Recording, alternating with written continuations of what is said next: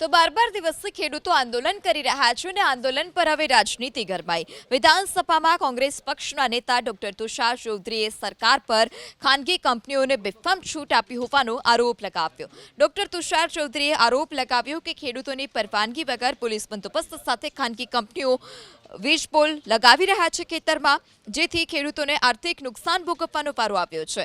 સરકારે ખેડૂતો માટે ન તો કોઈ ચોક્કસ નીતિ બનાવી, ન તો ખેડૂતો સાથે ચર્ચા કરી। ડોક્ટર તુષાર ચૌધરીએ તો એવો પણ આરોપ લગાવ્યો કે આ સમસ્યા માત્ર સૌરાષ્ટ્રની જ નહીં પરંતુ સમગ્ર ગુજરાતના ખેડૂતોની છે।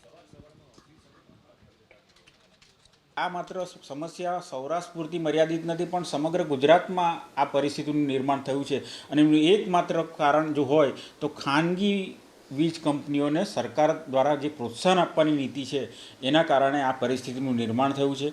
અમે સરકારમાં પણ રજૂઆત કરી છે। આવનારા દિવસોમાં અમે રાજ્યપાલશ્રીને પણ અમારું પ્રતિનિધિમંડળ ધારાસભ્યોનું મળશે એ પ્રકારનું અમારું આયોજન અમે કર્યું છે।